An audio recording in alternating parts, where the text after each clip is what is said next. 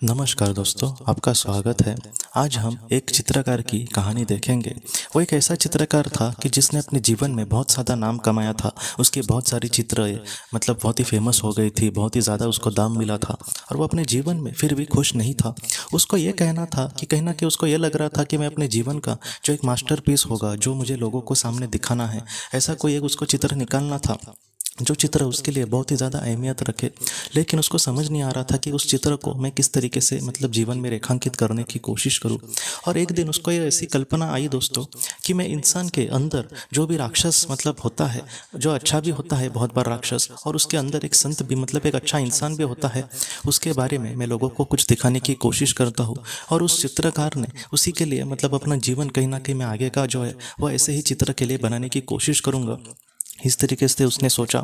सबसे पहले उसको कल्पना आई कि मैं बुरे इंसान का चित्र निकालने की कोशिश करता हूँ। उसका जो चित्र था वो उसको ऐसे कुछ निकालना था कि बस उस चित्र इंसान के चेहरे पर ही कुछ बुराई नजर ना आए, बल्कि उसके मन में भी कितनी बुराई है उस चित्र से लोगों को दिखे। इस तरीके से उसको चित्र निकालना था। और ऐसा चित्र निकालने के लिए जो असल में बहुत ही ज़्यादा बुरा इंसान होगा, ऐसे बुरे इंसान को उसको उसका चित्र निकालना था। तो इसी तरीके से उसने बहुत सारे बुरे लोगों को ढूंढने की कोशिश करी, लेकिन उसको ऐसा बुरा इंसान नहीं मिला जो एकदम ही घटिया हो।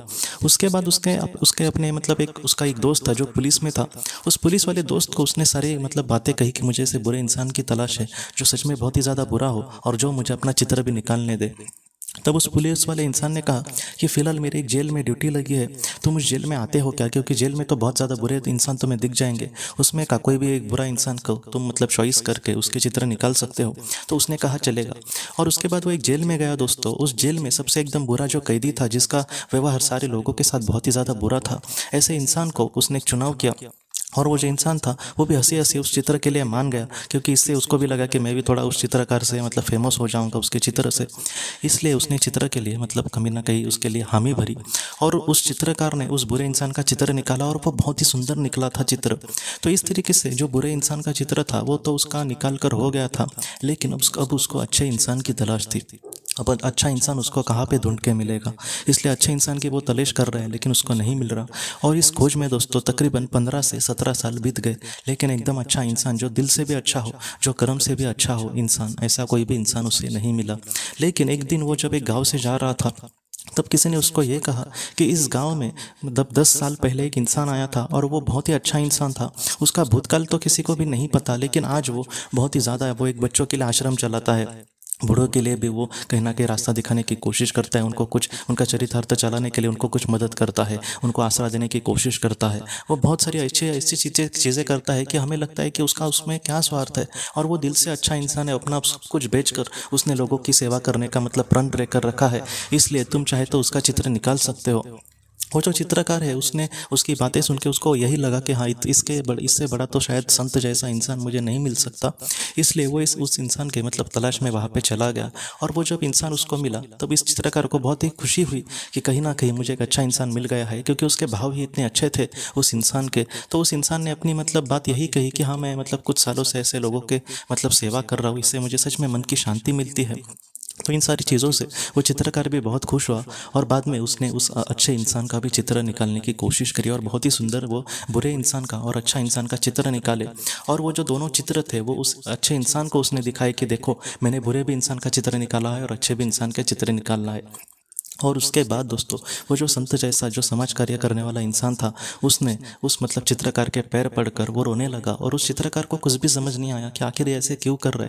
तब उसने उसको उठाया और कहा कि आखिर तुम ऐसे क्यों रो रहे हो? तब उस बुरे जो संत जैसे इंसान ने ये कहा कि 15 साल पहले जब तुम जेल में आए थे, तब वो जो चित्र तुमने निकाला था वो मेरा ही चित्र है।